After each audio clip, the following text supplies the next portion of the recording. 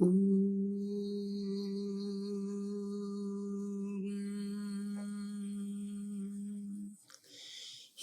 Krishna Karuna Sindhu Deenabandhu Jagatpati Gopisha Gopika Kantayu Radhakant Namastute.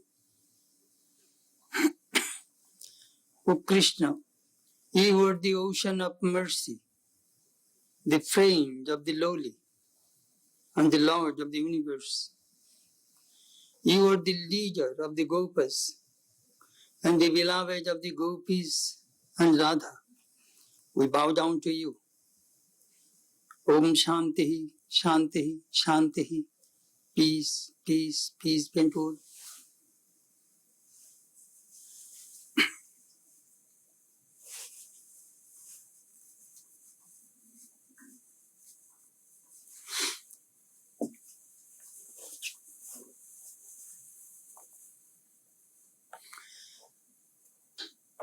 This morning our subject is Thoughts on the Gita, part 51.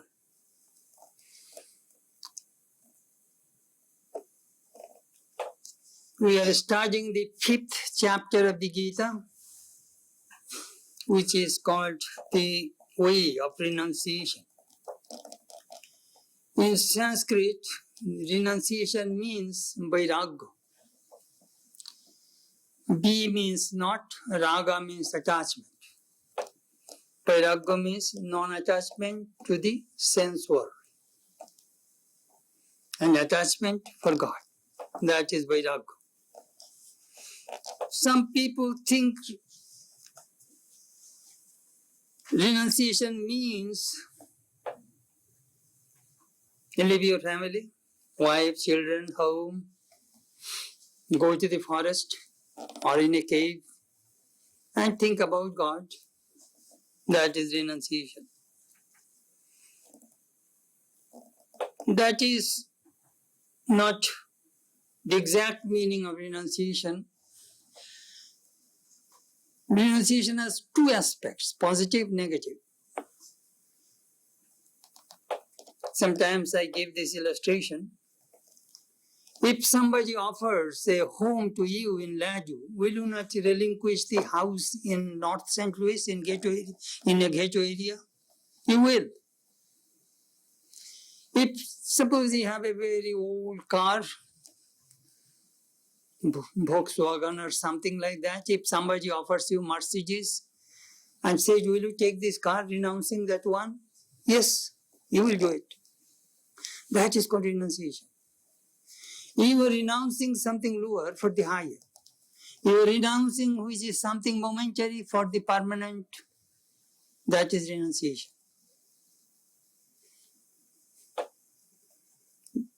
But some people think only the one side of renunciation. Now I'll have to give up everything.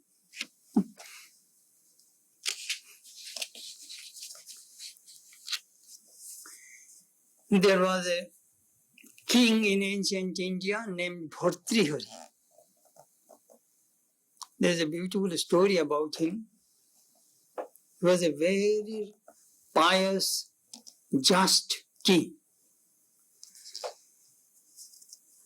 A Brahmin gave him a fruit, that if you eat that fruit, you will be immortal. So he was thinking, I'm an old man, why should I eat this fruit? Let me give this fruit to my wife. She is a beautiful woman. Let her beauty be intact and let her have it. This generally it is a custom. The person you love your best thing to your beloved. But that wife has a secret lover. She gave that fruit to her secret lover. That secret lover has also another woman was in his life, so he gave that fruit to that wife. In this way, 4 or 5 places that fruit was shifted. And finally, the king came to know about that fruit and he realized that what happened. He renounced his kingdom and his wife and became a mendicant. And he wrote 3 books, 100 verses on sensual life, 100 verses on moral and ethical life, and 100 verses on spiritual life, on renunciation. So that is the story. So according to Patanjali, the father of yoga psychology, there are two kinds of renunciation, aparavairagya, paravairagya. It is good for you to know the whole picture, that how human mind works. Aparavairagya means lower kind of renunciation. It has also 4 stages. First stage is called Jataman. A person is trying to renounce some bad habits. We do sometimes. Sometimes you take vows on the 1st of January. I shall not smoke, I shall not drink. You take vows. Or I shall not do this thing anymore. These are called Jataman. You are trying to make your character good, so that you will not get too much high blood. I shall not eat too many sweets during this Christmas time and the Thanksgiving time. So you are taking all kinds of precaution to make yourself healthy and good. I shall not smoke, I shall not drink, I shall not commit any bad things. These are the called Jataman Vairagya. A person is trying to make his life in a proper setting. Or I want to be spiritual, I want to join Vedanta Society. That is an effort. I like to have the good company. I shall shun the gamblers and other bad people with me. You are all making some adjustment in spiritual life. That is called Jataman.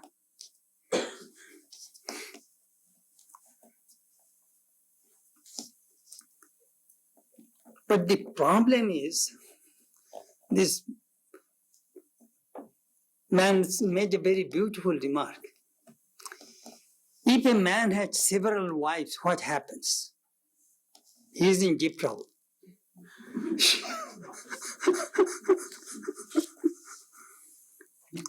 So this mind is the husband, and this mind has 10 wives, 10 sense organs, 5 organs of action, 5 organs of knowledge. So each organ is pulling the mind. You pay attention to me. Eyes, ears, nose, touch, sex organ. All these organs are pulling the mind. You keep attention to me. You are neglecting me. What is the matter with you? You just see. So mind is in deep turmoil. What will it do? That is the condition of the Jataman. He had many wives and he is in deep trouble. So what does he do? He comes to the next stage. Patanjali says, Bhitirek. Now, I shall control that sense organ, but I shall keep another 1 or 2 open.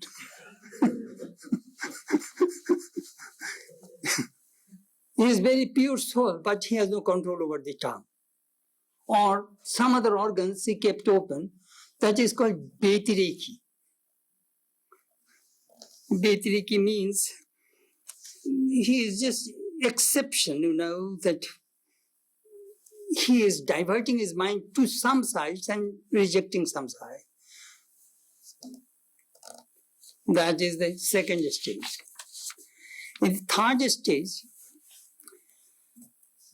he has control over the sense organs, but he has no control over the mind. Physically, he does not do anything, but mentally, he enjoys the sense objects. Krishna mentioned about those people, Mithachara Sauchate, he is a hypocrite. Physically, he does not do anything, but mentally, he enjoys.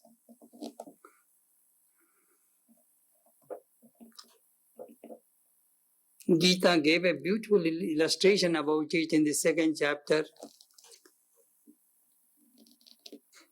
Suppose you are very sick for a month, bedridden.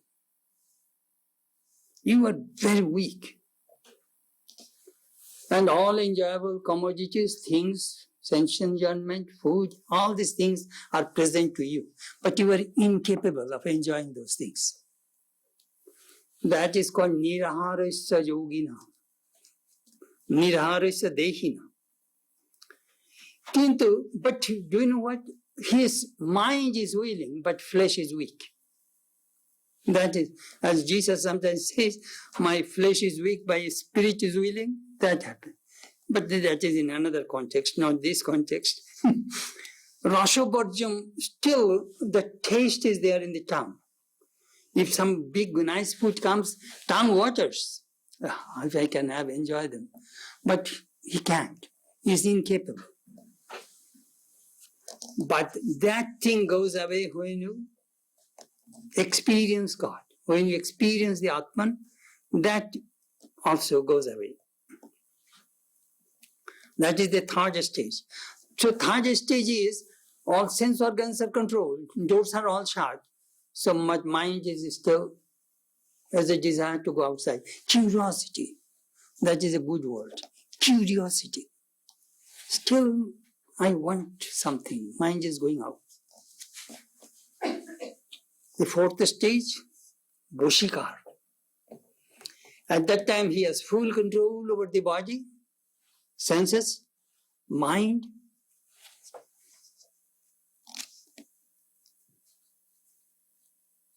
At that time, he develops an X-ray vision. He doesn't see the beauty, your beautiful face and with makeup, with gorgeous dress. He does not see those things at all. He sees the ingredients of human body. He sees the source of human life. So everything becomes vivid to him and he never gets attached. That is called Boshikar Sangha Vairagya. Boshi means he has full control over the mind, over the senses.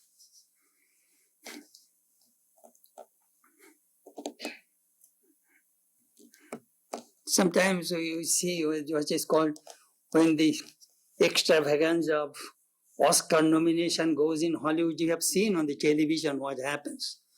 All these beautiful women and men with the gorgeous costumes and makeup, and their parade goes on, and they show that how much expensive is your dress. One of our devotees works as an accountant of Christian Dior. He told me, Swami, we made one dress for our Oprah Winfrey, $125,000. One dress. And when she appeared in her show, we got 10 orders. Just imagine that some rich people, they can afford to buy that kind of expensive costume. Well, we got 10 orders immediately. But the yogi, this person, does not see the dress. He does not see the makeup, or some people say beauty is in skin deep. So he does not see those things alone. He sees the whole human body. And they know that how impermanent of that human body is. So he never gets attached.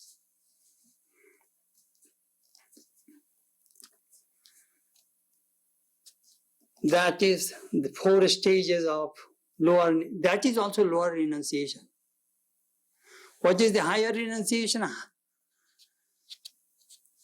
If this person has full control over the body and mind, but if he is surrounded by the worldly people and worldly enjoyments around, his mind may come down.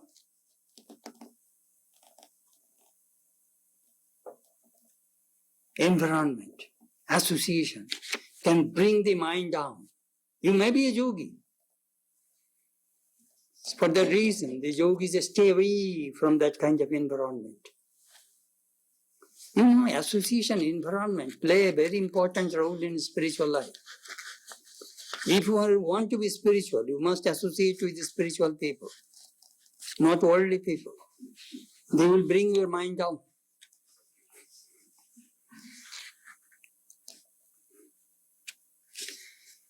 So what is Paravairagya? At that time, Guna Vaitrishnam, Patanjali says, he is disgusted with the gunas, which constitute the whole creation, the Prakriti.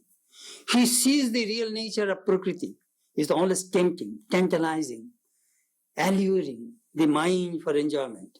That is the nature of Prakriti, nature. But this person sees the real nature of Prakriti, so he says, no way, complete divorce. At that time, he is Purusha. Purusha, the conscious principle, and Prakriti, the matter, completely separated. At that time, he gets liberation.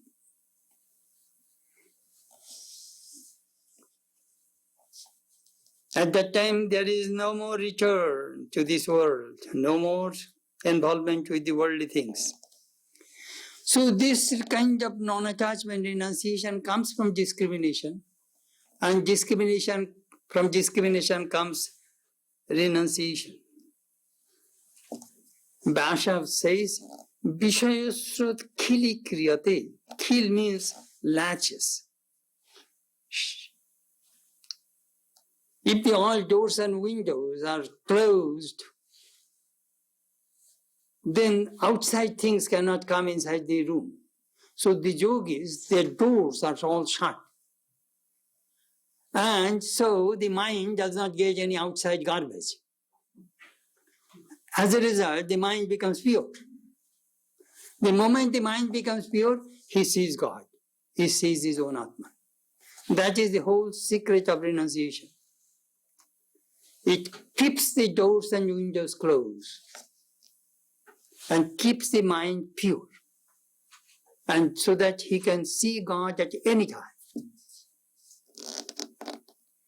So now I hope, how can I develop this non-attachment renunciation?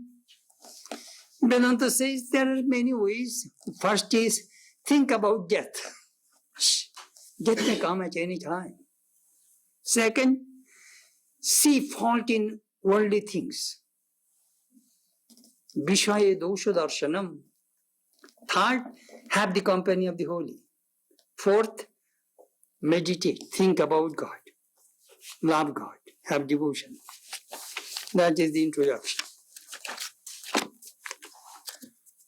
We shall study from verse 21st, chapter 5. Vaihya sparsheshu asaktatma bindatyatmani yat sukam sa brahma yoga yuktatma sukam akshayam ashnute.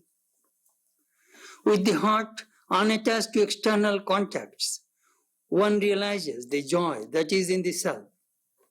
With the heart devoted to the meditation on Brahman, he or she attains undecaying happiness. What is the goal of human life? We want undecaying happiness. The happiness which never goes away. Infinite bliss. All these billions of people you see around, they are all seeking one thing, happiness. Not money, not wife, not children, happiness. And the thing that money, wife and children will give me happiness, that is the thing. Do they give happiness? That is the question. They do. Otherwise, people would not get married, would not have children. You see, that is the beauty of Vedanta philosophy. Both, there are two paths, pravritti margo, nivritti margo. Path of enjoyment and path of renunciation. Both are paths. You see, somebody asked Holy Mother, Mother, shall I marry? Of course you must marry. Otherwise, how shall I get devotees? You must marry, have some children, then I shall get some devotees. Another person came, says, Mother, shall I marry? Oh, don't marry. He can see that person's inside. Don't marry. He will sleep happily. তুমি সুখে তুমি Ghumiye bajbe. That was the word Holy Mother used. So we want Akshaya Mashniti, Akshay Shuk. Listen. Baisha Sparsheshu Ashuktatma.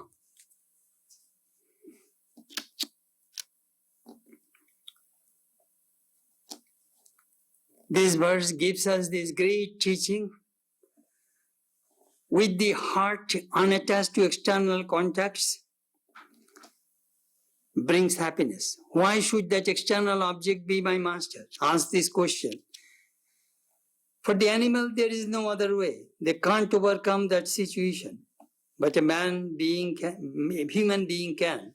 He or she need not remain a slave to all the external things that are there. The self in him or her is far greater value than all the values that he or she finds outside. This truth shines upon one's mind during war times. When refugees leave a war zone, observe what they do.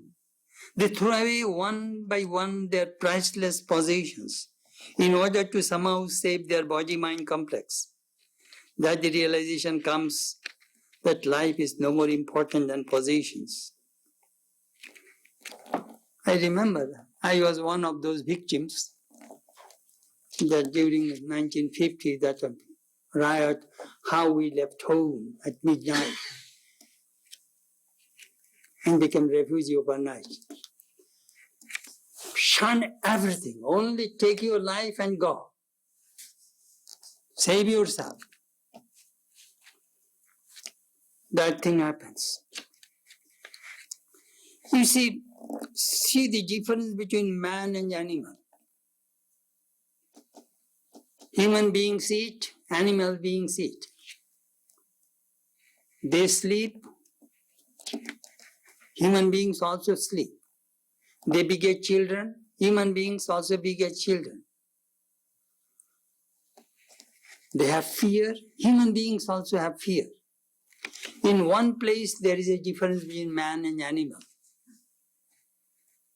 Dharme na hina poshubi shamana. Jnane na hina poshubi shamana. You can practice dharma. You have a power of discrimination. They don't have. You can practice dharma, spirituality. You can have the knowledge, higher knowledge. You see, these animal beings are very happy with those things. Good food and procreation. But human beings have higher levels. We sometimes get joy in the mental plane, in intellectual plane, in spiritual plane. They do not have those kind of higher understanding. So, there is a tremendous possibility of human beings. Moreover, this happiness transmigrates.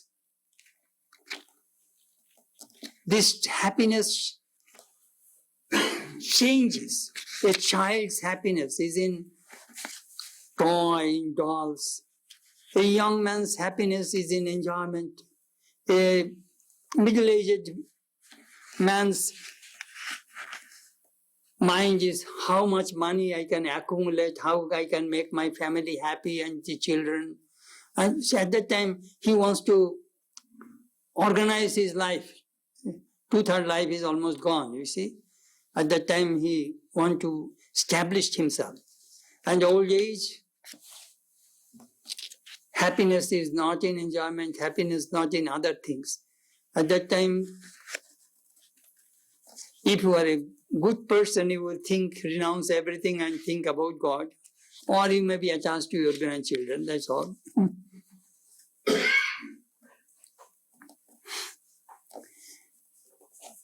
Bindati atmani jat sukham.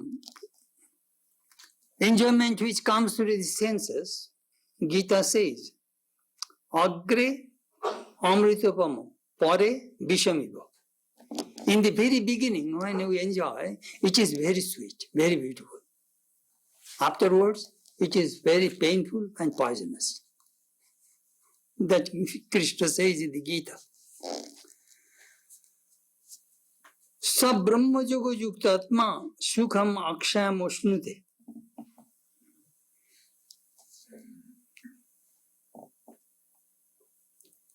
Momentary happiness and permanent happiness. That is the main theme of this verse.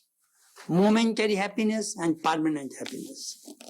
We are familiar with our momentary happiness. In Chandogya Upanishad we read, Yad mattam tad asukham, yad alpam tad asukham. The thing which is finite, that is not pure happiness. Finite cannot make a person permanently happy. Bhumaiva sukham. Real happiness is only in the infinite.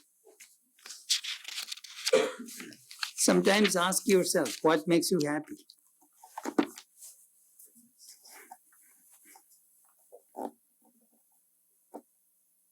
A drunkard will tell you, wine makes me happy.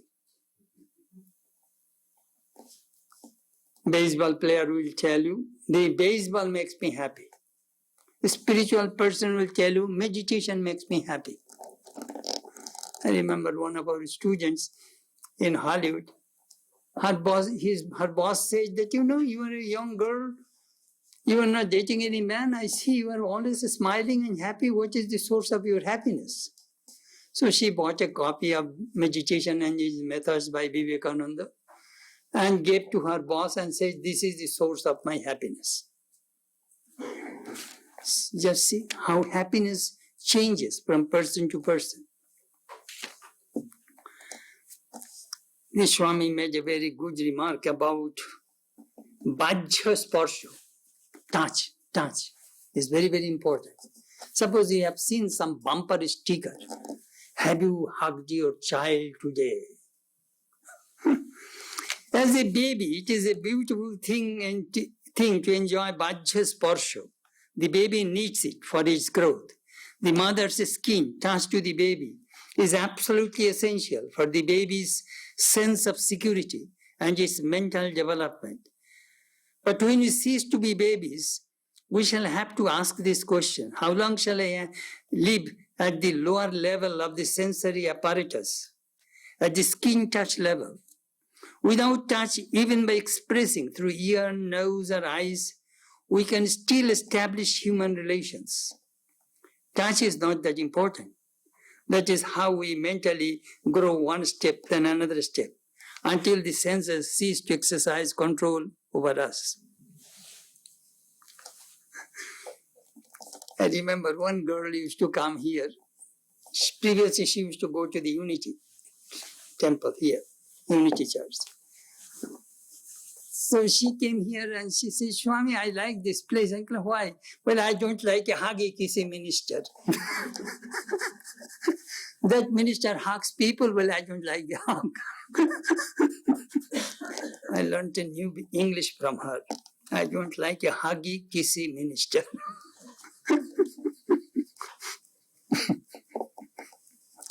Which is amazing that how the sense organs function. You see, these senses, if the favorable sensation comes through the senses to the mind, you are happy. Same senses can bring unfavorable sensation, and that makes you unhappy. It is amazing how this, who enjoys happiness and misery? Who can tell you I am happy and unhappy? Your mind, not the body. It is the mind who is telling you I am happy. It is the mind who is telling you that I am unhappy. When favorable sensation comes, your mind says, oh, I am great, I am fine. When unfavorable, I am miserable. All are in the mind. Liberation and bondage are all in the mind, says Vedanta.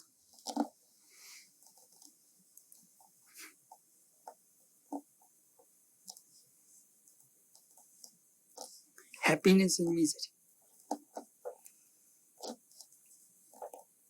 One of the commentators made a remark. People want children. If they do not have children, they are unhappy. When they have children, they have mother suffers so much misery to bring a child to this world. Oof, how much pain, suffering she undergoes to bring a child to this world. Only mother can do that, I can tell you.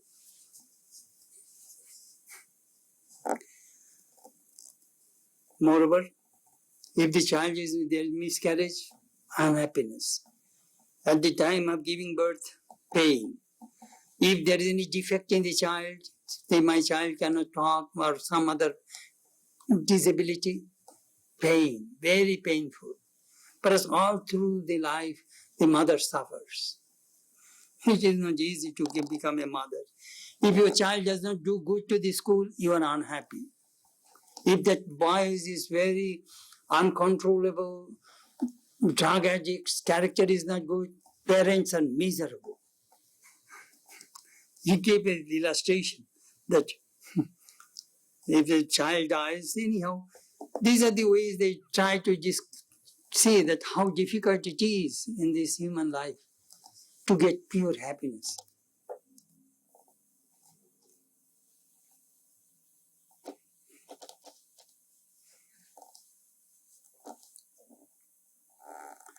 About money. It is a hard job to earn money. It is harder to protect that money. It is more hard.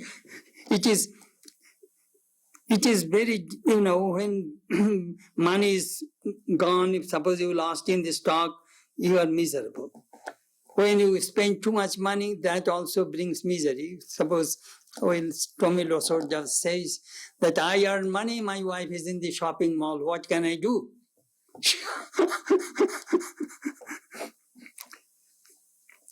So money also does not bring happiness either. Same thing. What? Do you know what we are talking about? Akshayam ashrute, shukham akshayam. How can I get permanent happiness? That is the main theme of this verse. How? Tell us, O Krishna, how can we attain permanent happiness? That happiness which never fluctuates. That happiness remains with us forever.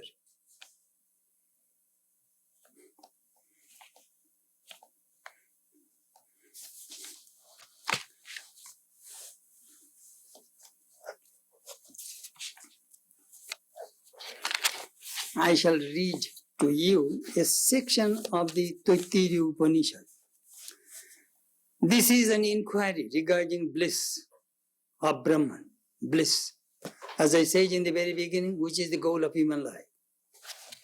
It is not the money, it is not the wife or the husband, or children, or name and fame. The goal is bliss.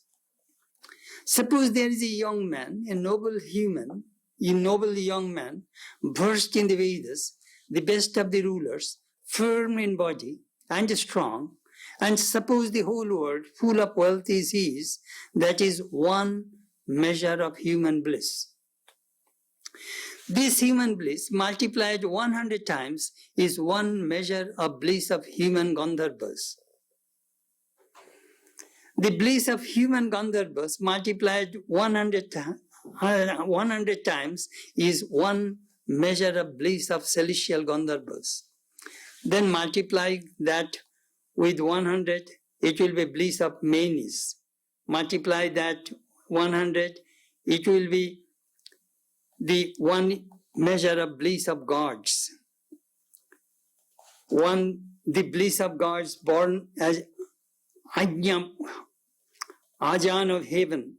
That is one of the sacrificial gods. There is a god, among the gods also there is a gradation. These are all not that absolute God. You will have to understand. They have a various... God means the ruler of that particular domain.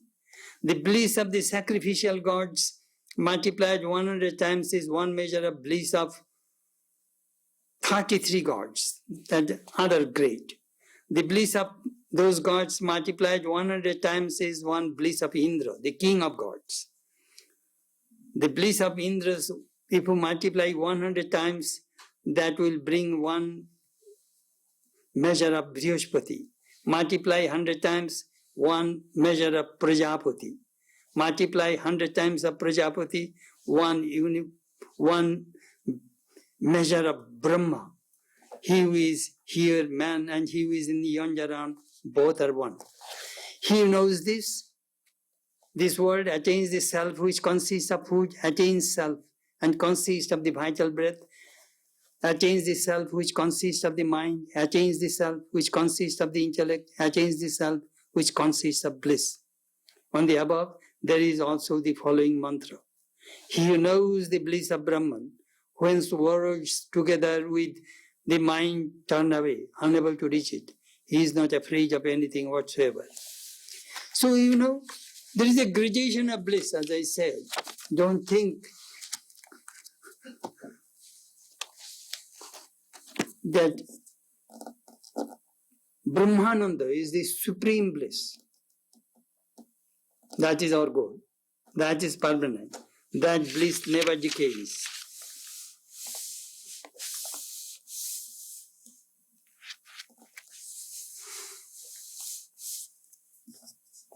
Who takes our mind outside the body from God?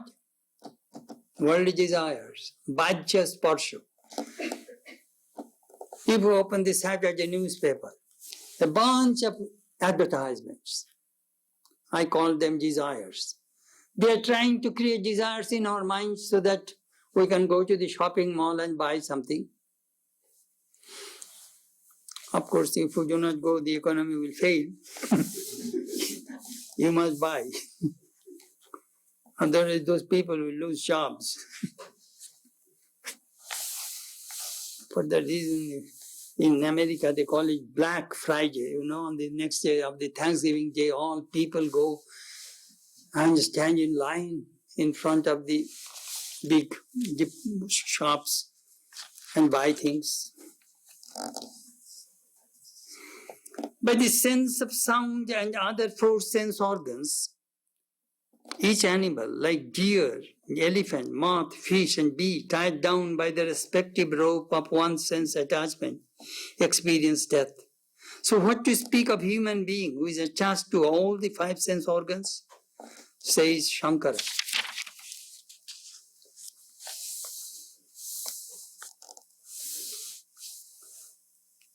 Topic: how to get permanent bliss. Sri Ramakrishna divided 3 kinds of joy.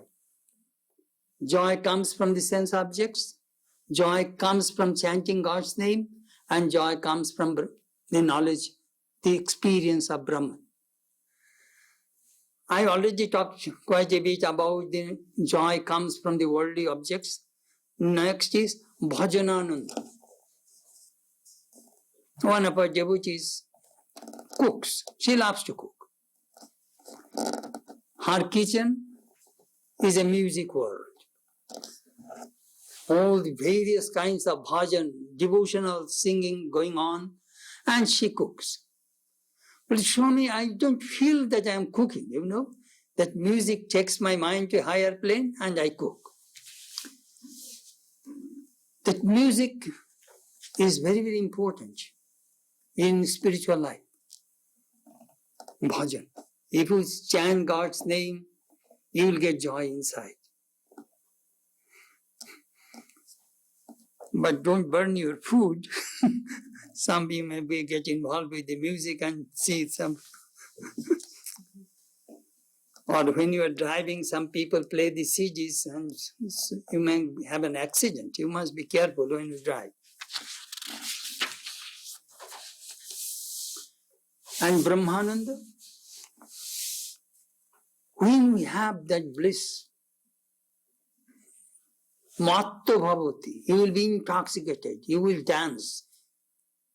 You will not be able to hold. Sometimes if you have the experience, if you see, if you have the vision of God, or if you have deep experience, you will feel that I have so much joy inside, I cannot hold it.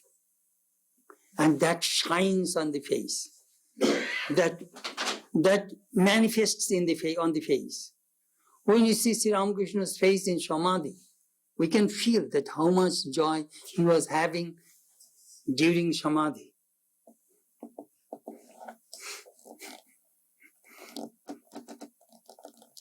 That comes when the sense organs are closed, when your mind is attached to God in deep meditation. Next verse. Yehi sangsparshaja bhoga dukkho jona evate addantavanta kaunteya nateshu ramate buddha. Since enjoyment that are skin contact born are sources of misery alone and have a beginning and an end, O son of Kunti, a wise person does not seek pleasure in them.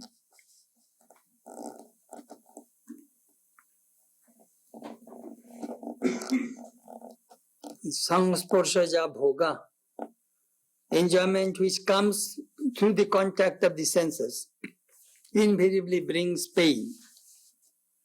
They have a beginning, they have an end. A wise person does not delight in them, Krishna says.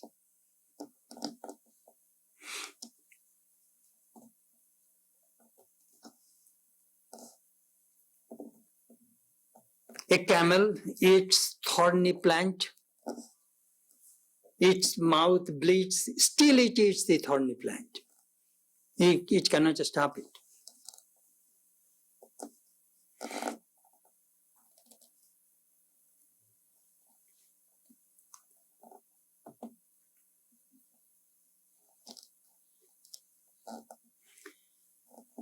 Dukkho jana eva addantavant. It has a beginning, it has an end. If you find carefully happiness and misery, they comes in a cyclic order. Happiness, misery, happiness, misery, happiness, misery. Have you seen anybody continuously happy or continuously miserable? No. One of the mystics made a wonderful remark. He says, God is very gracious to us. Because of our bad karma, we are supposed to get a lot of misery, but he gave us on an installment basis, He does not give continuous misery, that perhaps 40 years imprisonment, not that. If just 1 year, then perhaps few months you come out from the jail, again 1 year. In this way, if somebody gets punishment, not bad, At least you can enjoy a little freedom outside. But sometimes when we get disease, we are miserable. But the disease does not stay all through your life with your body. It comes and goes. The doctors will cure you. So God is a good doctor. He made a beautiful remark that, our misery comes on an installment basis. It does not come continually. Sangsparshaja bhoga. Sri Ramakrishna made another remark. Suppose you have a ringworm, you are scratching. When you scratch your skin, you feel good. But later on, you will find that one layer of skin is gone, it is wound, it is very painful. But in the beginning, it was you are getting good sensation. But later on, it is very, very painful. So this kind of worldly enjoyments bring that kind of effect on the human system. This Krishna says to us. Addantavant. It has a beginning, it has an end. Somebody asked a rabbi, do you love God? Yes. Do you hate Satan? No. Why? God did not keep any hatred inside my heart. One person has headache and cursing God. Why are you cursing God? I have headache. Did you have headache all through your life? No. But when you are in good health, you did not praise God. Just a few minutes, you have a little headache and you are cursing God. Most of the people, behave like that. What is the cause of this contact between the sense and the sex? mind and the senses, sense objects, avidya, ignorance is the cause. Dukkha. How many kinds of misery you have? 3. Only 3 kinds of misery. The Shankar philosopher says, misery connected with body and the mind. That is adhyatmika dukkha.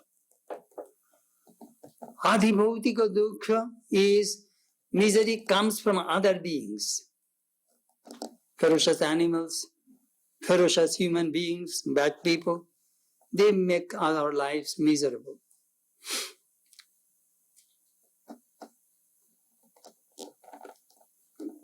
That mind, that human body, those who tied bombs in their body, then burst, they are miserable. They make us miserable. Innocent people are killed every day. Open the newspaper. Next, misery comes from adidoivika, tsunami, earthquake, tornado. We have no control there. No control. So the 3 kinds of misery we encounter in our day-to-day life. Misery pertaining to the body and the mind. Misery comes from outside, bhautika, other beings. And misery is the terrestrial, as I said, earthquake or tornado or tsunami. We have no control there. And when ignorance goes away, when avidya, ignorance goes away, misery also goes away.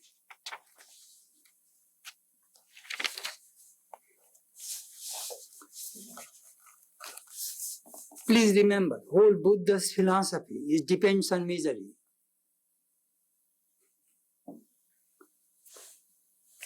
For Aryan truth, there is misery.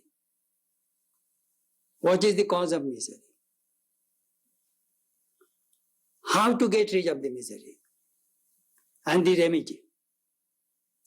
Buddha says, first disease, then the cause of the disease.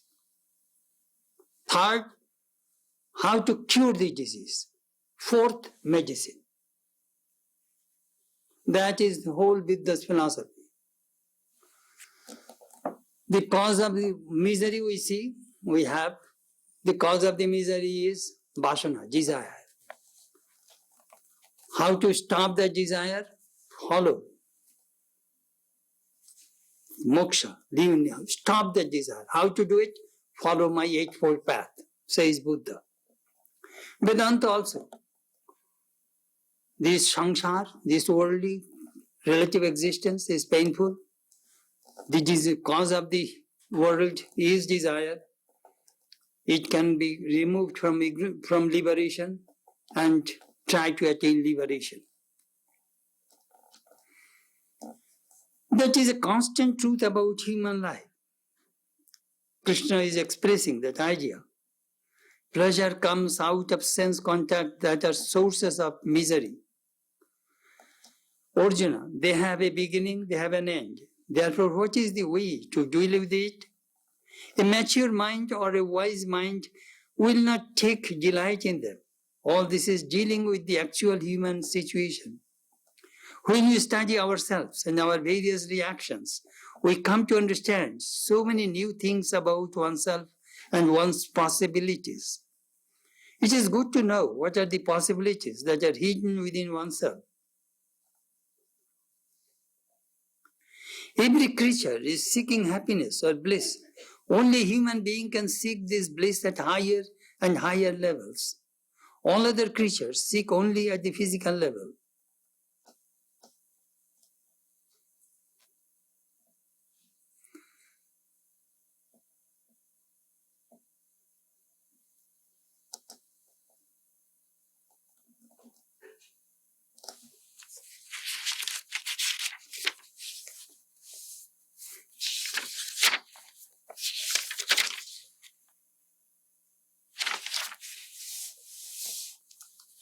Next verse. Shaknati haiva shodum praksharira vimokshanat Kamakrododbhavam vegam yayukta sa shukinara. One who can withstand in this life becomes, before the liberation from the body, the current arising from the lust and anger. He or she is a yogi, or he or she is a happy human being. Shaknoti, who can withstand the force of lust and anger, who has the control over lust and anger, before leaving this body, he is happy. You see, what is the difference between sane and insane? Just very little difference. The insane has no control over the emotion, and the sane has a control. That is the only difference between sane and insane. I remember one lady, she came from mental hospital. While I was lecturing, she was shivering her body and making some noise. Later on I asked, why did you make noise? Swami, I have no control. They gave me electric shock in the mental hospital. So my body shakes. I felt so bad, I cannot tell you. My heart melted for that person. No control.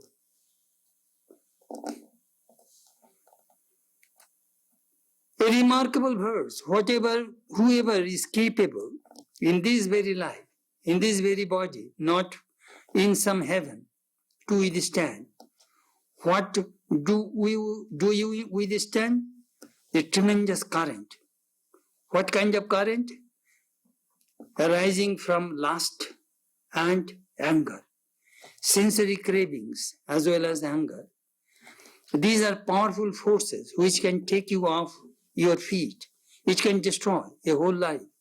That is the nature of this current. Therefore, those people who can withstand this tremendous current of lust and anger in this very life, before the death of the body, after death nothing can be done. Only before death we can achieve this. Gita says, ask all human beings to realize their own inner possibilities and learn to be free. Learn to withstand all these various currents within us. What is the achievement thereby? He or she is a yogi. He or she is a happy human being. If happiness is to be sought after, you have to achieve this particular strength to withstand the currents that take us this way, that way, making us mere slaves of various forces acting within ourselves.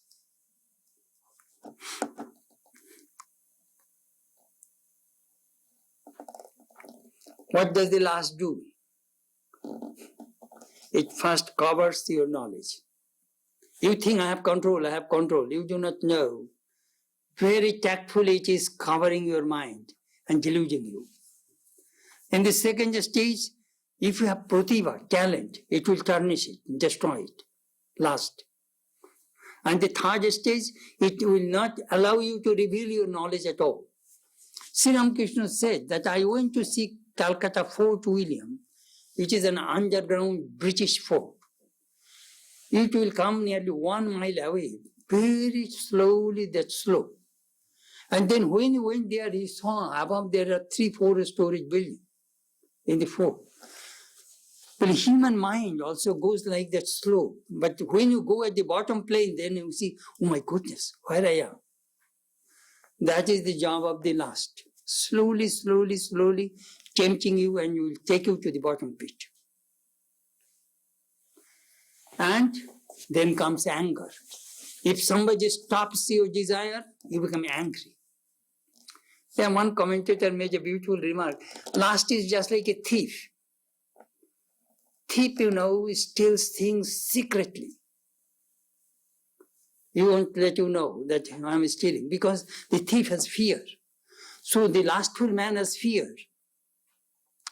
The society what will think, or People will criticize me if I do this kind of horrible thing. So the thief has fear.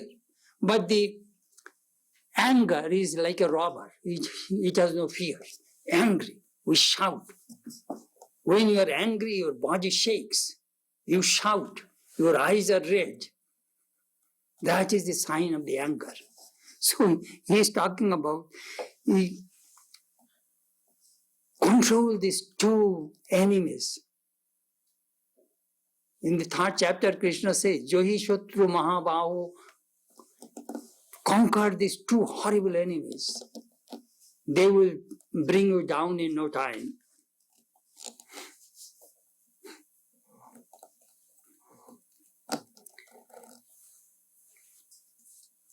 Lust is in all human body. Somebody has control, somebody has no control.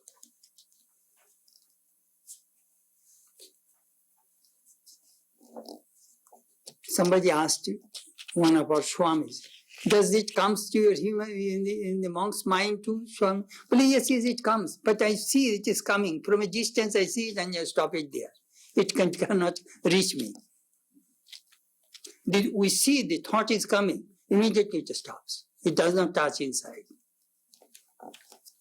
Full control. As you have a Boshika Sangha Vairagya, he has X-ray vision, he can see. Just like the camels in the desert, when the sandstorm comes, immediately they sniff. Immediately they will hide themselves under some ditches so that the sandstorm will not hit them. And the caravan people also, they take shelter immediately. They do not have a radio that that satellite is telling that sandstorm is coming, take precaution. No. They sniff. The camels sniff. That is the way it works, you see.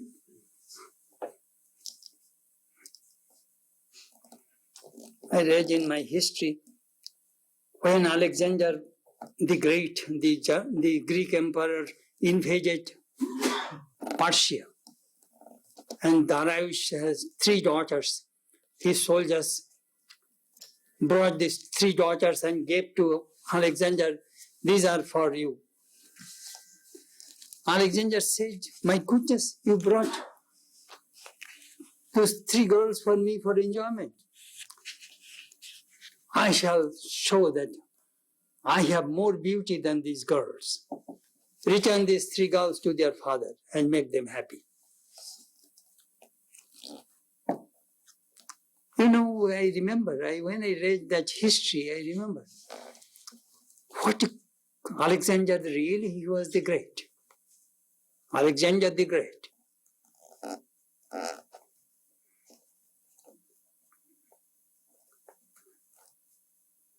Those who do not have control brings destruction. Sri Ramakrishna asked one of his students, why don't you get married? The young boy said, sir, when I shall be able to conquer lust, I shall get married. Oh, that time you don't need to get married.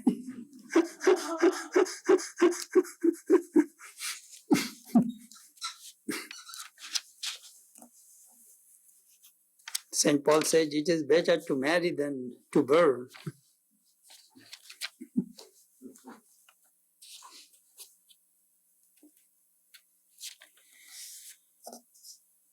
Control.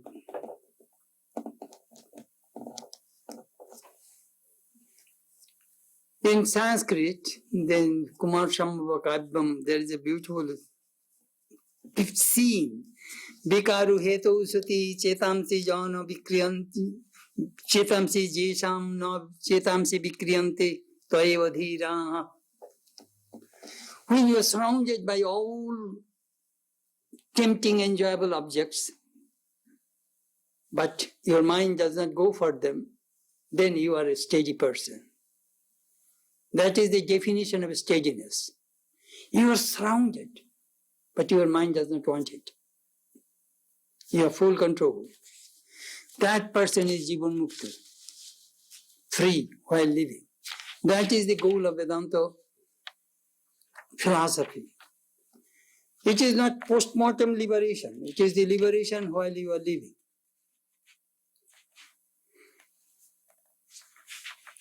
Prakshariro vimokshanat. One of our Swamis used to say, if you want to achieve anything in this life, achieve it before 30.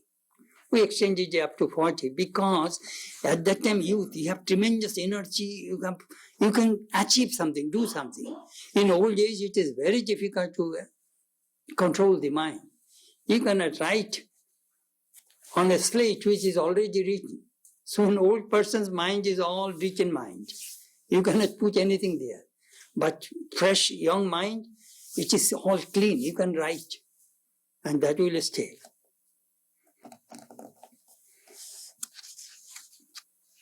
Do such thing at day so that you will be happy at night.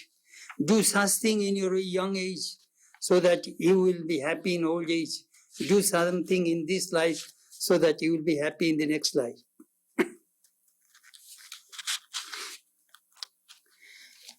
Sri Ramakrishna said to his disciples, just divert this energy for God realization. Last for God. Last for spiritual life. Anger. If somebody tries to be an impediment, obstacle to your spiritual life, be angry with them. This way you can divert this energy, negative energy, toward God.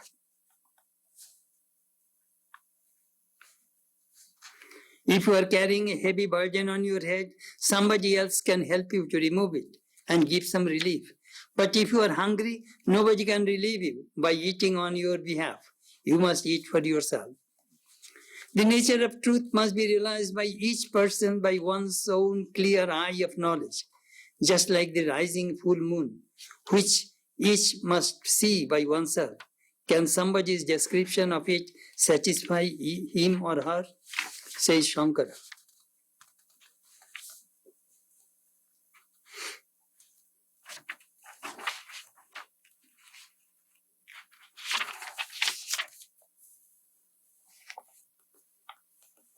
All right, up to this today.